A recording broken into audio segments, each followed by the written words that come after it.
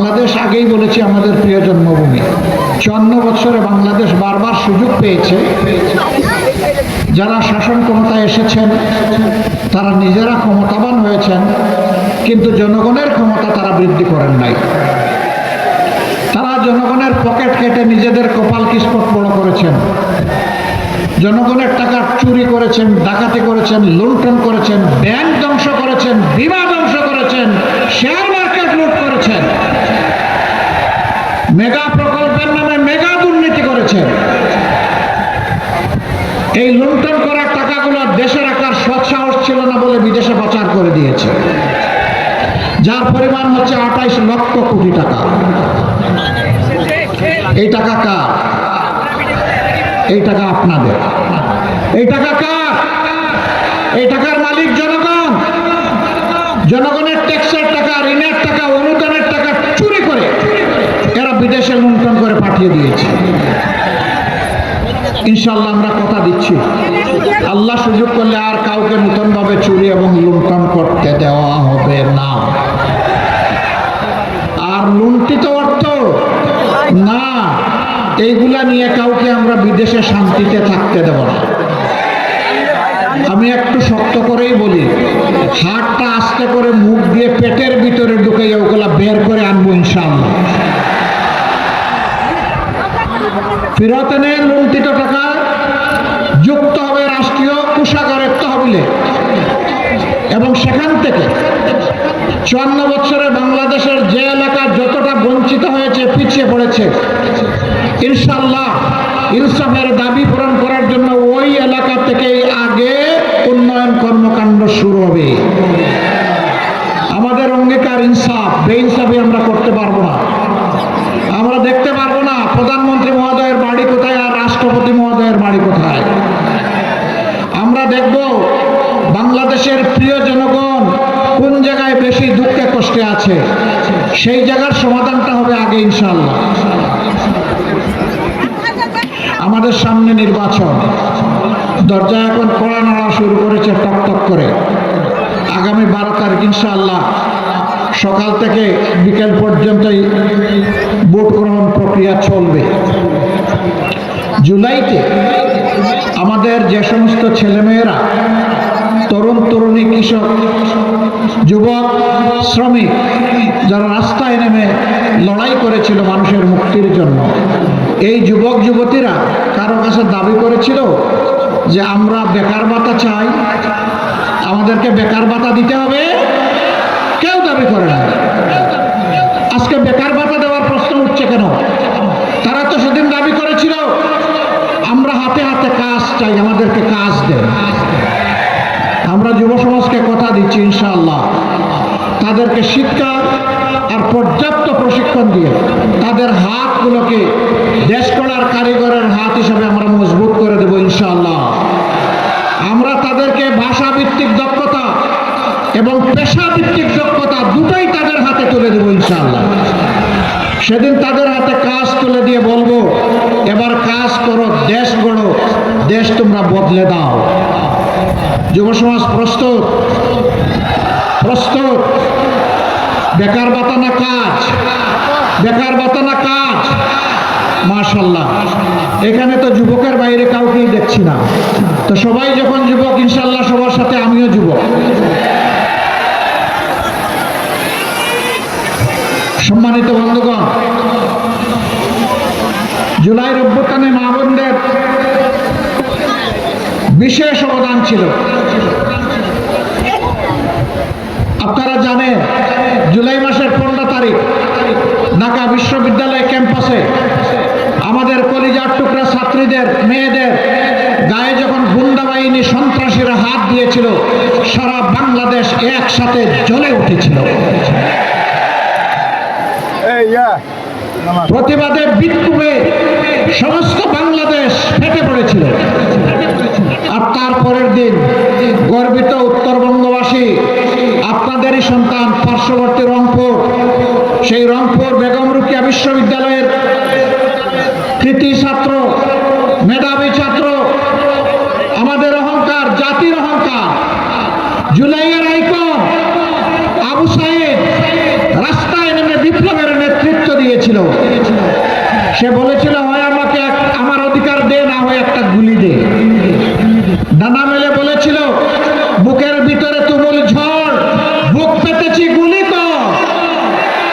এক দুই তিনটা গুলি বুকে নিয়েছে, পিঠে নেয় না।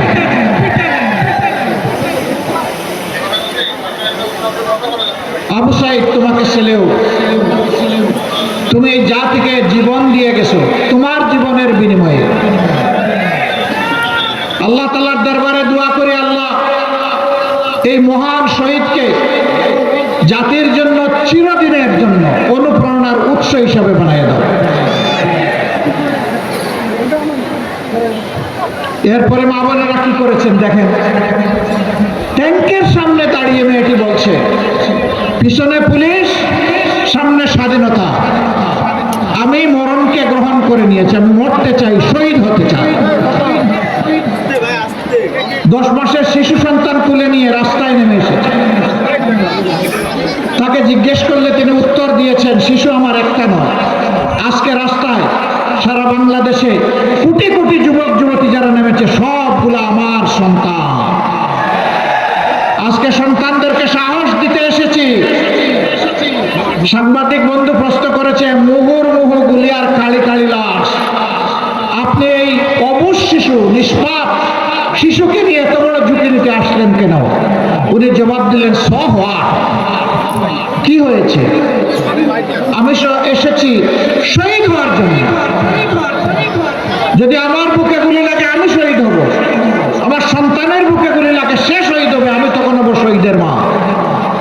আর দুইজনের বুকে যদি গুলি লাগে দুইজনে শহীদ হয়ে যাবে। জুলাইয়ের এই উত্তাল দিনগুলোতে মায়েরা এইভাবে শক্ত হয়ে পাশে দাঁড়িয়ে আমাদেরকে শক্তি জুগিয়েছিলেন। সেই মাদের নিয়ে অনেকেই ইদানিং অপমানজনক আচরণ মাঝে মাঝে করেন। আমি বিনয়ের সাথে বলবো, প্লিজ এগুলা করবেন না। আপনি এবং আমরা সকলেই মায়ের সন্তান, মায়ের গর্ভ থেকে দুনিয়া এসেছি, মায়ের দুধ খেয়ে বড় হয়েছি, মায়ের বুকের বিছানায় মানুষ হয়েছি। এই মাকে যত বেশি সম্মান দিব, আল্লাহ তত বেশি এই জাতিকে সম্মানিত করবেন। তাদেরকে বলবো এগুলা ছেড়ে দেন, এটা ভালো কাজ না। আপনি যদি আপনার মাকে, বোনকে, স্ত্রীকে, মেয়েকে যদি সম্মান করে থাকেন, তাহলে বাংলাদেশের 9 কোটি মাকেও আপনার সম্মান করতে হবে। আর যদি আপনার মাকে আপনি সম্মান করতে না জানেন, আপনি কাউকেই সম্মান করতে পারবেন না। মাকে সম্মান করতে শিখুন। তারপরে বলে দিচ্ছি, যদি এই রাস্তা থেকে ফিরে না আসেন, হুমকি ধামকি, গায়ে হাত, যদি এগুলা বাদ না দেন, মনে রাখবেন জুলাইয়ের 15 তারিখ মায়েদের গাতে, মেয়েদের গায়ে হাত তোলার কারণে যে পরিস্থিতির সৃষ্টি হয়েছিল, বাংলাদেশের এই যুবক ছেলেরা, বিপ্লবীরা ঘুমায়ে পড়ে না, আবার বিস্ফোরিত হবে, গর্জে উঠবে, মায়ের অপমান সহ্য করবে না। প্রিয় দেশবাসী, এই দেশ শুধু মুসলমানদের না, এই দেশে মুসলমান, হিন্দু, বৌদ্ধ, খ্রিস্টান, সাঁওতাল, বিভিন্ন ধরনের নৃতাত্ত্বিক জাতিগোষ্ঠী মিলেই আমাদের এই ফুলের বাগান। আমাদেরকে যুগ যুগ ধরে বিভিন্ন ভাগে বিভক্ত করে পরস্পরের মুখোমুখি লাগিয়ে রাখা হয়েছে। আমরা ঘোষণা দিয়েছি, আমরা বাংলাদেশে কোনো মেজরিটি মাইনরিটি মানব না। এদেশের সমস্ত বৈধ নাগরিক এবং এদেশে যারা বসবাস করেন, তারা সকলেই বাংলাদেশের দেওয়া, বাংলাদেশের সংবিধান অনুযায়ী তাদের সমস্ত অধিকার সমানভাবে ভোগ করবেন।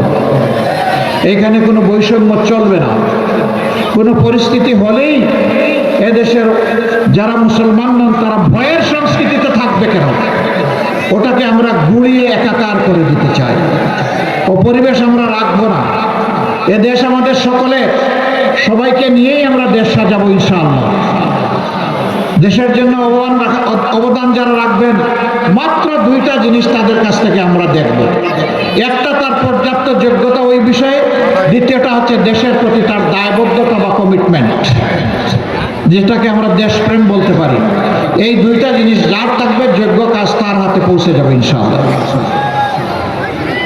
যারা আমাদের ছাত্র সমাজ রয়েছে, এর মধ্যে ছাত্রীদের জন্য আমাদের অঙ্গীকার, মাস্টার্স পর্যন্ত তারা সম্পূর্ণ সরকারি খরচে লেখাপড়া করবেন ইনশাআল্লাহ।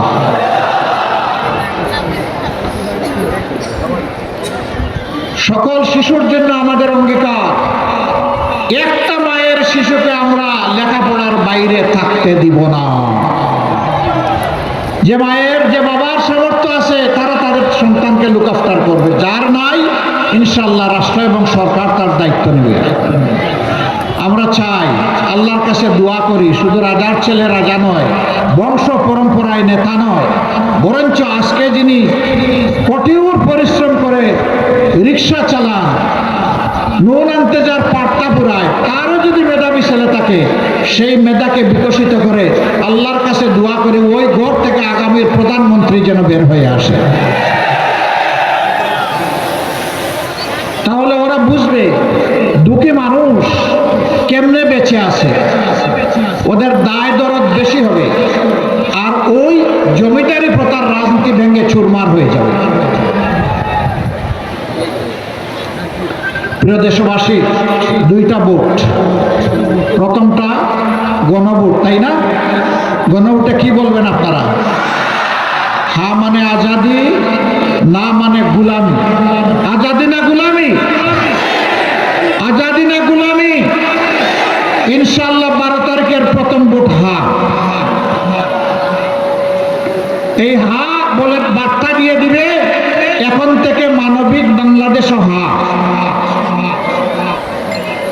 সমস্ত জনগণকে নিয়ে ইনশাআল্লাহ আমরা হাকে বিজয়ী করব। দ্বিতীয় ভোটটি হচ্ছে সরকার গঠনের ভোট। আমাদের অঙ্গীকার, চাঁদাবাজি আমরা করি না, চাঁদাবাজি কাউকে করতে দিব না।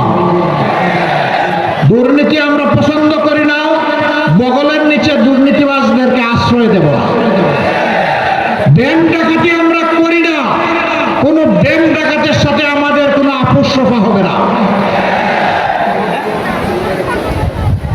মামলা বাণিজ্য আমাদের খাসলত নয়, মামলা বাণিজ্য যারা করেছে তাদেরকেও আইনের আওতায় আনা হবে। নিরীহ মানুষকে কষ্ট দেওয়ার জন্য, নিরীহ মানুষের উপর জুলুম করার জন্য। এই বাংলাদেশেই যারা মাইনরিটির অধিকার নিয়ে বেশি হাল্লা চিল্লা করতেন, সাবেক ফ্যাসিস্ট সরকার আপনাদের পাশে সাঁওতাল পল্লীতে কি করেছে আপনারা দেখেন নাই? তারা কি আমাদের ভাই না, বোন না? তারা কি এই দেশের নাগরিক না? আমরা এই দেশের জনগণের সরকার চায় না, যারা দলীয় পারিবারিক গোষ্ঠীতান্ত্রিক সরকার চায়, যারা এই দেশকে গোলাম বানিয়ে রাখতে চায়, তারা আমার উপরে এই মিসাইল নিক্ষেপ করেছে। এই কাণ্ড যারা ঘটিয়েছে ইতিমধ্যে আমাদের সাইবার টিম তাদেরকে শনাক্ত করতে, নির্ভুলভাবে শনাক্ত করতে সক্ষম হয়েছে, আলহামদুলিল্লাহ। এবং মেইন কালপ্রিট ইতিমধ্যে পুলিশের হাতে ধরা পড়েছে, তাও আপনারা দেখেছেন। কিন্তু আফসোস, একসাথে বহুদিন মজলুম ছিলাম, রাজপথে লড়াই করেছি, এই দেশবাসীর আমরাও সেবা করার চেষ্টা করেছি, আমরা পরস্পরের বন্ধু ছিলাম। আজকে সেই দলের ভাইয়েরাও আমার উপরে ঝাঁপাইয়া পড়েছেন। যেহেতু একসাথে আমরা দীর্ঘদিন কাজ করেছি, সুখে দুঃখের অংশীদার হয়েছি, 5 তারিখের পর থেকে আমাদের রাস্তা হয়তো একটু পৃথক হয়ে গিয়েছে। আমরা ওটা চাচ্ছি না, আমরা একটা ঐক্যবদ্ধ বাংলাদেশ চাচ্ছি। এই জন্যে আমার পুরানা বন্ধুরা, বর্তমানে যারা এই মিসাইল নিক্ষেপে শরিক হয়েছেন, আজকে আপনাদেরকে সাক্ষী রেখে আমি বলছি, আমি তাদেরকে ক্ষমা করে দিলাম। আল্লাহ তাআলার দরবারে দোয়া করে আল্লাহ তাদেরকে ক্ষমা করে দিন, এবং এই সংক্রান্ত তাদের কোনো অপচর্চার জবাব আমি দেইনি, আমি দিব না। প্রিয় নওগাঁবাসী, এটি উত্তর জনপদের একটি গুরুত্বপূর্ণ জেলা। আমার হিসাবে যে জেলাটি এককভাবে বাংলাদেশের খাদ্য এবং ফলের 10 ভাগের 1 ভাগ উৎপাদন করে সারা বাংলাদেশকে সরবরাহ করে, কিন্তু এই জেলাটি বেশ কিছু ক্ষেত্রে তাদের ন্যায্য পাওনাটি প্রাপ্যটি পায়নি। এখানে ছোট্ট শহর আস্তে আস্তে বড় হচ্ছে, আস্তে আস্তে জনবসতি বৃদ্ধি পাচ্ছে, মানুষের চাপ বৃদ্ধি পাচ্ছে। শহরের ভিতর দিয়ে যে রাস্তাটা, এই রাস্তাটা বাইলেন হওয়ার কারণে চলাচলের দারুণ সমস্যা হয়। এখানকার জনগণ অনুভব করেন এটাকে 4 লেন করা দরকার। আপনারা আমার সাথে একমত, আমিও আপনাদের সাথে একমত। ইনশাআল্লাহ আল্লাহ আমাদেরকে সুযোগ দিলে আমরা তা করবো ইনশাআল্লাহ। এরপরে নওগাঁয় একটা পূর্ণাঙ্গ মেডিকেল কলেজ এবং মানসম্পন্ন মেডিকেল কলেজ হাসপাতাল হওয়া দরকার। আমি কথা দিচ্ছি এটা হবে ইনশাআল্লাহ। শর্ত একটাই, মহান আল্লাহ যদি আমাদেরকে সুযোগ দেন, আপনাদের ভালোবাসা, দোয়া, সমর্থন এবং ভোটের মাধ্যমে আমরা যদি সরকার গঠন করার সুযোগ পাই, তাহলে ইনশাআল্লাহ হবে। এরপরে এটা যেহেতু কৃষি প্রধান এরিয়া, এই কারণে আমরা ইতিমধ্যেই ঘোষণা দিয়েছি পুরা নর্থ বেঙ্গলকে আমরা ইনশাআল্লাহ কৃষি শিল্পের রাজধানী। সংরক্ষণের উপযুক্ত ব্যবস্থা না থাকার কারণে কৃষকরা তাড়াহুড়া করে, খামারিরা তাড়াহুড়া করে তারা বিক্রি করতে বাধ্য হন। এতে তারা উপযুক্ত মূল্য পান না, আর বিক্রি না করতে পারলে পচে গলে শেষ হয়ে যায়।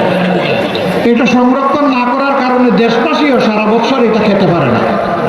আমরা ইনশাআল্লাহ গোটা উত্তরবঙ্গে আপনাদের সাথেই পরামর্শ করে উপযুক্ত জায়গা নির্বাচন করে, একটা নয় একাধিক, ইনশাআল্লাহ সেই সংরক্ষণাগার আমরা গড়ে তুলব। এরপরে আছে সংরক্ষণাগারের পাশাপাশি বিশেষ করে আম এবং লিচু। দুনিয়ার বিভিন্ন দেশে এখন প্রসেসিং হয়, জুস হয়, আবার এটাকে অন্যভাবেও মেনটেন করা হয়। সেই প্রসেসিং ইন্ডাস্ট্রিও ইনশাআল্লাহ বিশেষ করে এই নওগাঁ এবং চাপাইতে হওয়ার দাবি রাখে। আমরা তা করবো আল্লাহ যদি আমাদেরকে সামর্থ্য দেন ইনশাআল্লাহ। কুসুম্বা মসজিদ, পাহাড়পুর বৌদ্ধবিহার, দুবলহাটি রাজবাড়ি সহ সকল প্রত্নতাত্ত্বিক স্থান সংরক্ষণ এবং পর্যটন কেন্দ্র হিসাবে গড়ে তোলা।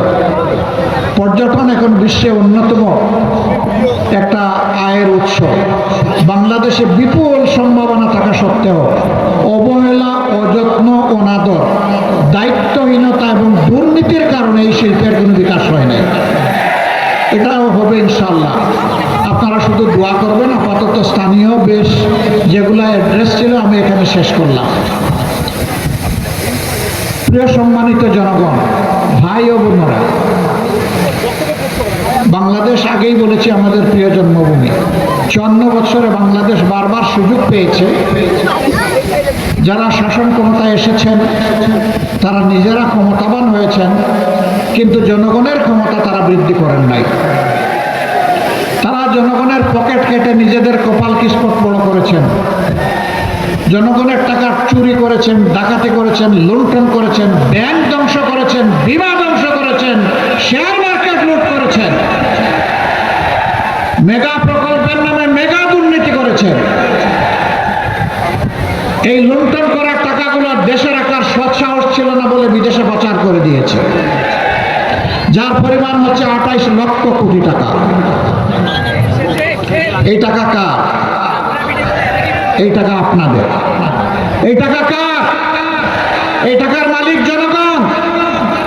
জনগণের ট্যাক্সের টাকা, ঋণের টাকা, অনুদানের টাকা চুরি করে এরা বিদেশে লুণ্ঠন করে পাঠিয়ে দিয়েছে। ইনশাআল্লাহ আমরা কথা দিচ্ছি, আল্লাহ সুযোগ করলে আর কাউকে নতুনভাবে চুরি এবং লুণ্ঠন করতে দেওয়া হবে না। আর লুণ্ঠিত অর্থ না, এইগুলা নিয়ে কাউকে আমরা বিদেশে শান্তিতে থাকতে দেব না। আমি একটু শক্ত করেই বলি, হাতটা আস্তে করে মুখ দিয়ে পেটের ভিতরে ঢুকে ওগুলা বের করে আনবো ইনশাআল্লাহ। ফেরত এনে লুণ্ঠিত টাকা যুক্ত হবে রাষ্ট্রীয় কোষাগারের তহবিলে, এবং সেখান থেকে 54 বছরে বাংলাদেশের যে এলাকা যতটা বঞ্চিত হয়েছে, পিছিয়ে পড়েছে, ইনশাআল্লাহ ইনসাফের দাবি পূরণ করার জন্য ওই এলাকা থেকেই আগে উন্নয়ন কর্মকাণ্ড শুরু হবে। আমাদের অঙ্গীকার ইনসাফ, বেইনসাফি আমরা করতে পারবো না। আমরা দেখতে পারবো না প্রধানমন্ত্রী মহোদয়ের বাড়ি কোথায় আর রাষ্ট্রপতি মহোদয়ের বাড়ি কোথায়। আমরা দেখবো বাংলাদেশের প্রিয় জনগণ কোন জায়গায় বেশি দুঃখে কষ্টে আছে, সেই জায়গার সমাধানটা হবে আগে ইনশাআল্লাহ। আমাদের সামনে নির্বাচন, দরজা এখন কড়া নাড়া শুরু করেছে টক টক করে। আগামী 12 তারিখ ইনশাআল্লাহ সকাল থেকে বিকেল পর্যন্তই ভোট গ্রহণ প্রক্রিয়া চলবে।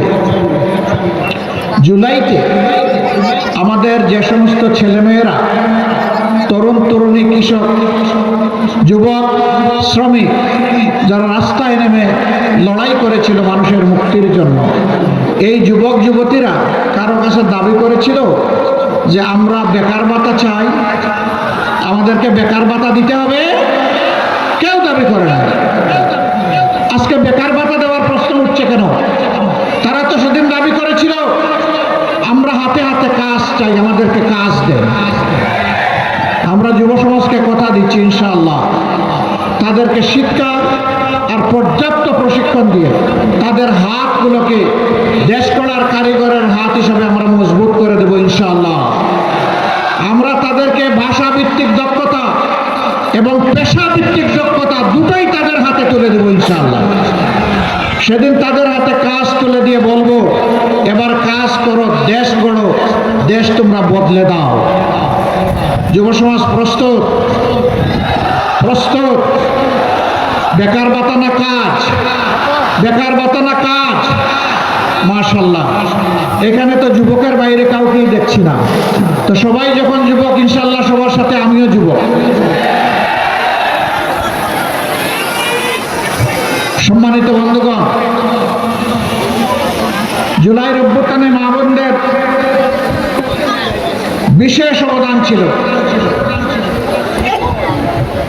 আপনারা জানেন জুলাই মাসের 15 তারিখ ঢাকা বিশ্ববিদ্যালয় ক্যাম্পাসে আমাদের কলিজার টুকরা ছাত্রীদের, মেয়েদের গায়ে যখন গুন্ডা বাহিনী সন্ত্রাসীরা হাত দিয়েছিল, সারা বাংলাদেশ একসাথে জ্বলে উঠেছিল। প্রতিবাদে বিক্ষোভে সমস্ত বাংলাদেশ ফেটে পড়েছিল। আর তারপরের দিন গর্বিত উত্তরবঙ্গবাসী, আপনাদেরই সন্তান, পার্শ্ববর্তী রংপুর, সেই রংপুর বেগম রোকেয়া বিশ্ববিদ্যালয়ের কৃতি ছাত্র, মেধাবী ছাত্র, আমাদের অহংকার, জাতির অহংকার, জুলাইয়ের আইকন আবু সাইদ রাস্তায় নেমে বিপ্লবের নেতৃত্ব দিয়েছিল। সে বলেছিল হয় আমাকে আমার অধিকার দে, না হয় একটা গুলি দে। ডানা মেলে বলেছিল বুকের ভিতরে তুমুল ঝড়, বুক পেতেছি গুলি কর। 1, 2, 3টা গুলি বুকে নিয়েছে, পিঠে নেয় না।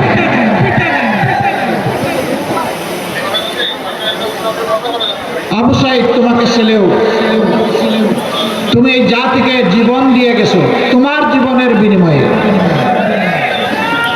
আল্লাহ তাআলার দরবারে দোয়া করি, আল্লাহ এই মহান শহীদকে জাতির জন্য চিরদিনের জন্য অনুপ্রেরণার উৎস হিসাবে বানিয়ে দাও।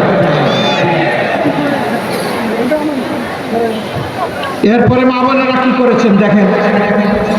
ট্যাঙ্কের সামনে দাঁড়িয়ে মেয়েটি বলছে পিছনে পুলিশ, সামনে স্বাধীনতা। আমি মরণকে গ্রহণ করে নিয়েছি, আমি মরতে চাই, শহীদ হতে চাই। 10 মাসের শিশু সন্তান তুলে নিয়ে রাস্তায় নেমে এসেছে। তাকে জিজ্ঞেস করলে তিনি উত্তর দিয়েছেন শিশু আমার একটা নয়। আজকে রাস্তায় সারা বাংলাদেশে কোটি কোটি যুবক যুবতী যারা নেমেছে সবগুলো আমার সন্তান। আজকে সন্তানদেরকে সাহস দিতে এসেছি। সাংবাদিক বন্ধু প্রশ্ন করেছে মুহুর্মুহু গুলি আর কালি কালি লাশ, আপনি এই অবুঝ শিশু, নিষ্পাপ শিশুকে নিয়ে এত বড় ঝুঁকি নিতে আসলেন কেন? উনি জবাব দিলেন সো হোয়াট, কি হয়েছে? আমি এসেছি শহীদ হওয়ার জন্য। যদি আমার বুকে গুলি লাগে আমি শহীদ হব, আমার সন্তানের বুকে গুলি লাগে সে শহীদ হবে, আমি তখন হব শহীদের মা। আর দুইজনের বুকে যদি গুলি লাগে দুইজনে শহীদ হয়ে যাবে। জুলাইয়ের এই উত্তাল দিনগুলোতে মায়েরা এইভাবে শক্ত হয়ে পাশে দাঁড়িয়ে আমাদেরকে শক্তি জুগিয়েছিলেন। সেই মাদের নিয়ে অনেকেই ইদানিং অপমানজনক আচরণ মাঝে মাঝে করেন। আমি বিনয়ের সাথে বলবো, প্লিজ এগুলা করবেন না। আপনি এবং আমরা সকলেই মায়ের সন্তান, মায়ের গর্ভ থেকে দুনিয়া এসেছি, মায়ের দুধ খেয়ে বড় হয়েছি, মায়ের বুকের বিছানায় মানুষ হয়েছি। এই মাকে যত বেশি সম্মান দিব, আল্লাহ তত বেশি এই জাতিকে সম্মানিত করবেন। তাদেরকে বলবো এগুলা ছেড়ে দেন, এটা ভালো কাজ না। আপনি যদি আপনার মাকে, বোনকে, স্ত্রীকে, মেয়েকে যদি সম্মান করে থাকেন, তাহলে বাংলাদেশের 9 কোটি মাকেও আপনার সম্মান করতে হবে। আর যদি আপনার মাকে আপনি সম্মান করতে না জানেন, আপনি কাউকেই সম্মান করতে পারবেন না। মাকে সম্মান করতে শিখুন। তারপরে বলে দিচ্ছি, যদি এই রাস্তা থেকে ফিরে না আসেন, হুমকি ধামকি, গায়ে হাত যদি এগুলা বাদ না দেন, মনে রাখবেন জুলাইয়ের 15 তারিখ মায়েদের গাতে, মেয়েদের গায়ে হাত তোলার কারণে যে পরিস্থিতির সৃষ্টি হয়েছিল, বাংলাদেশের এই যুবক ছেলেরা, বিপ্লবীরা ঘুমায়ে পড়ে না, আবার বিস্ফোরিত হবে, গর্জে উঠবে, মায়ের অপমান সহ্য করবে না। প্রিয় দেশবাসী, এই দেশ শুধু মুসলমানদের না, এই দেশে মুসলমান, হিন্দু, বৌদ্ধ, খ্রিস্টান, সাঁওতাল, বিভিন্ন ধরনের নৃতাত্ত্বিক জাতিগোষ্ঠী মিলেই আমাদের এই ফুলের বাগান। আমাদেরকে যুগ যুগ ধরে বিভিন্ন ভাগে বিভক্ত করে পরস্পরের মুখোমুখি লাগিয়ে রাখা হয়েছে। আমরা ঘোষণা দিয়েছি, আমরা বাংলাদেশে কোনো মেজরিটি মাইনরিটি মানব না। এদেশের সমস্ত বৈধ নাগরিক এবং এদেশে যারা বসবাস করেন, তারা সকলেই বাংলাদেশের দেওয়া, বাংলাদেশের সংবিধান অনুযায়ী তাদের সমস্ত অধিকার সমানভাবে ভোগ করবেন। এখানে কোনো বৈষম্য চলবে না। কোনো পরিস্থিতি হলেই এদেশের যারা মুসলমান নন, তারা ভয়ের সংস্কৃতিতে থাকবে কেন? ওটাকে আমরা গুড়িয়ে একাকার করে দিতে চাই। ও পরিবেশ আমরা রাখবো না। এ দেশ আমাদের সকলের, সবাইকে নিয়েই আমরা দেশ সাজাবো ইনশাআল্লাহ। দেশের জন্য অবদান যারা রাখবেন, মাত্র 2টা জিনিস তাদের কাছ থেকে আমরা দেখব। একটা, তার পর্যাপ্ত যোগ্যতা ওই বিষয়ে, দ্বিতীয়টা হচ্ছে দেশের প্রতি তার দায়বদ্ধতা বা কমিটমেন্ট, যেটাকে আমরা দেশপ্রেম বলতে পারি। এই 2টা জিনিস যার থাকবে, যোগ্য কাজ তার হাতে পৌঁছে যাবে ইনশাআল্লাহ। যারা আমাদের ছাত্র সমাজ রয়েছে, এর মধ্যে ছাত্রীদের জন্য আমাদের অঙ্গীকার, মাস্টার্স পর্যন্ত তারা সম্পূর্ণ সরকারি খরচে লেখাপড়া করবেন ইনশাআল্লাহ।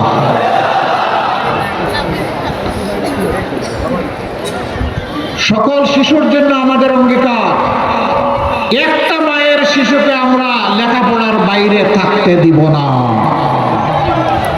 যে মায়ের, যে বাবার সামর্থ্য আছে, তারা তাদের সন্তানকে লুক আফটার করবে। যার নাই, ইনশাআল্লাহ রাষ্ট্র এবং সরকার তার দায়িত্ব নেবে।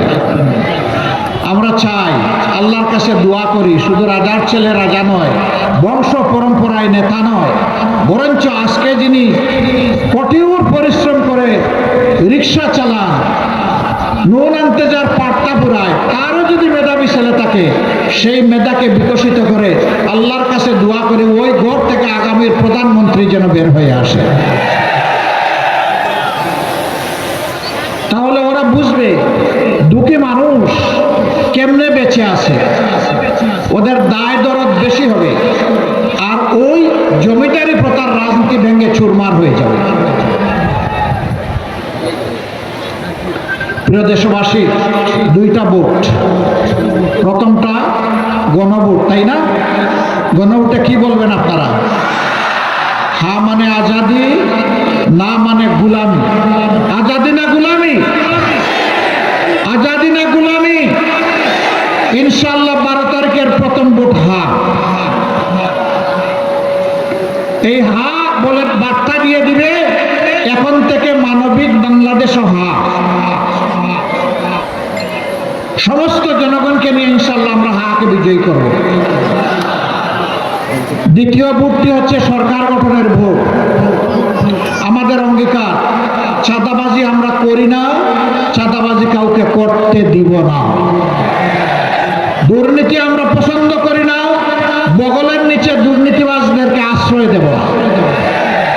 ব্যাংক ডাকাতি আমরা করি না, কোনো ব্যাংক ডাকাতের সাথে আমাদের কোনো আপোষ সফা হবে না। মামলা বাণিজ্য আমাদের খাসলত নয়, মামলা বাণিজ্য যারা করেছে তাদেরকেও আইনের আওতায় আনা হবে।